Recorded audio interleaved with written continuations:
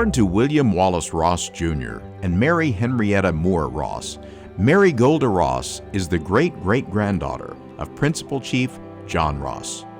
The second of the 5 Ross children, Curtis, Mary, Billy, Charles, and Robert. She was raised in Park Hill, surrounded by family. She graduated from Tahlequah High School at the age of 16 and earned her degree in mathematics from Northeastern State Teachers College 3 years later. While still taking classes, she began teaching science and mathematics, first at White Oak, then Osage, and finally Barnsdall. During the summers, she began taking graduate courses at Colorado State Teachers College, enjoying every astronomy class offered, and went to work for the Bureau of Indian Affairs in Washington, D.C., before relocating to New Mexico to become the girls' advisor at a school for Pueblo and Navajo children.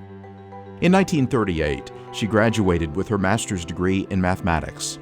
At the urging of her father, she applied and was hired as a mathematical research assistant at Lockheed Aircraft Corporation. With the United States entering World War II, she played an integral role in correcting a design flaw in the P-38 Lightning before becoming a registered mechanical professional engineer in the state of California. In 1950, Mary Golda Ross became Lockheed's first woman engineer, and her career skyrocketed, literally. She was one of 40 engineers and the only woman in Lockheed's top-secret Skunk Works program. Her mathematical and practical engineering skills were essential as the company entered the space and missile age. The conceptual stages of the Discoverer space system were in strong position because of her knowledge of space-based hardware.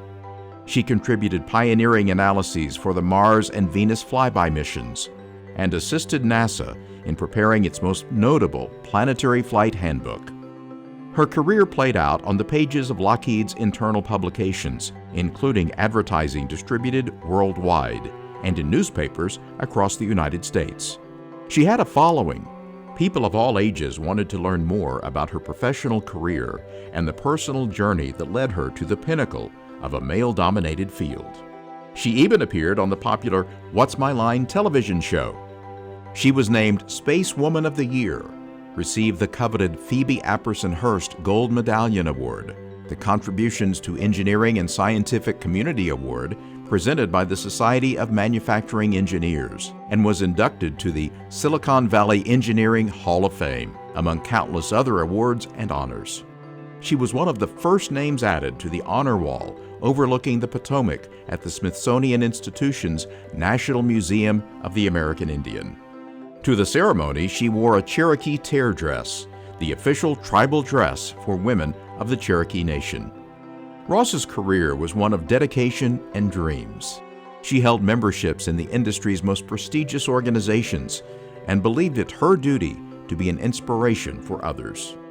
Ross lived in Los Altos, California. With an apricot tree in her backyard, she picked, dried, and sulfur roasted the fruit.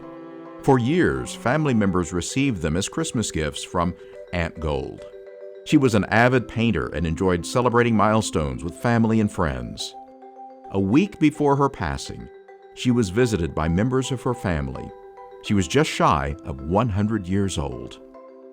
I started with a firm foundation and some qualities that came down from my Indian heritage. I had a great deal of curiosity, interest, willingness to study, to do research and to learn, to try out new ideas, and most of all, to work. Lasting words from Mary Golda Ross.